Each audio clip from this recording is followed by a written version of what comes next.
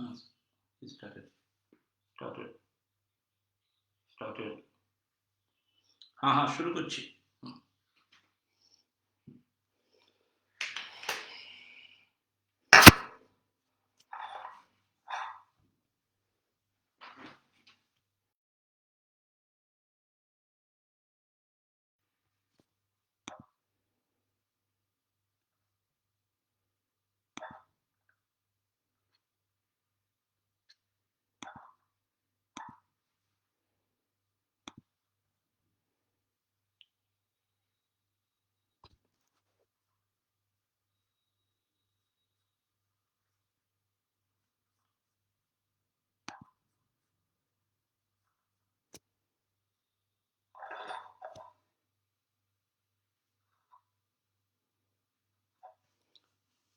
নমস্কার,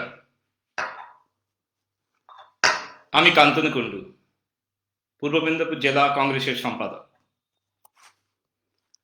আজ আমি ফেসবুক লাইভে এসেছি আপনাদের সামনে কিছু বিষয় নিয়ে কথা বলার জন্য।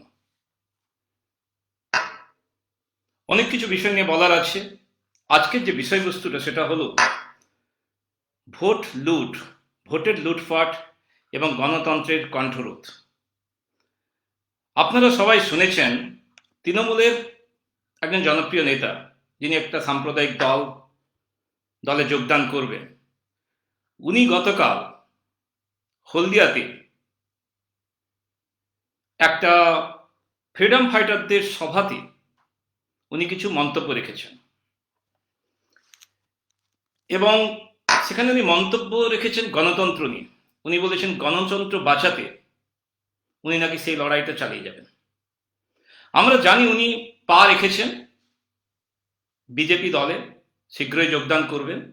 বাট ওনাকে একটা কথা স্মরণ করিয়ে দিতে চাই, যখন গত পঞ্চায়েত নির্বাচনে 2018-এ তখন যখন মানুষকে আটকানো হচ্ছিল, গণতন্ত্রের কণ্ঠ রোধ করা হচ্ছিল, তখন আপনি কোথায় ছিলেন? মেদিনীপুর জেলা, মেদিনীপুরের বাইরেও বলুন, আমি মেদিনীপুর বলছি, পূর্ব মেদিনীপুর বলছি, সেখানে পঞ্চায়েতে মানুষ ভোট দিতে পারেনি। সেখানে গণতন্ত্রকে মাটিতে ছুঁড়ে ফেলা হয়েছে। সেখানে অনেক তৃণমূলের, আপনার দলের লোকও ভোট দিতে পারেনি।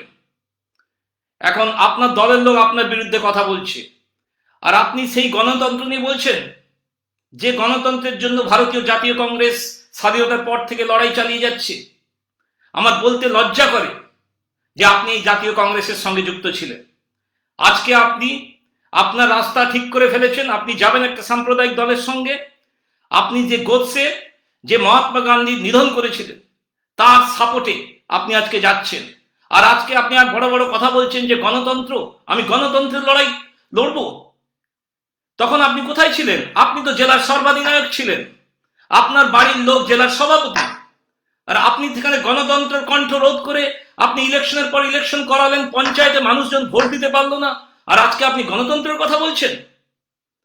বুঝতে পারছি আপনি যে সাম্প্রদায়িকতার বীজ, সেটা বিজেপি আপনার মধ্যে ঢুকাতে পেরেছে, এবং খুবই দুঃখিত যে আপনার মতো একজন নেতা সেই সাম্প্রদায়িকতার বীজটা গ্রহণ করে সেই দলে যাচ্ছে।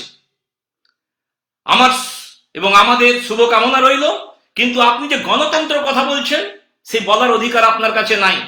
আপনি নেতা হতে পারেন, আপনি অনেক দিন ধরে নেতৃত্ব দিয়েছেন, আপনাকে অনেক লোক চাইতে পারে, কিন্তু আপনি আপনার মুখে আপনি বলছেন যে গণতন্ত্র রক্ষা করতে ওই দলে যাবেন। এটা সত্যি আশ্চর্য করে দেয় আমাদেরকে। আপনি সেই গণতন্ত্রের দোহাই দিয়ে একটা সাম্প্রদায়িক দলের হাত শক্ত করতে আপনি এগিয়ে যাচ্ছেন। আজকে আমি ফেসবুক লাইভে এসেছি, আরো বিভিন্ন বিষয় নিয়ে আমি আসবো আপনাদের সামনে। আপনারা সঙ্গে থাকলে আমাদের এই লড়াইটা আরো মজবুত হবে।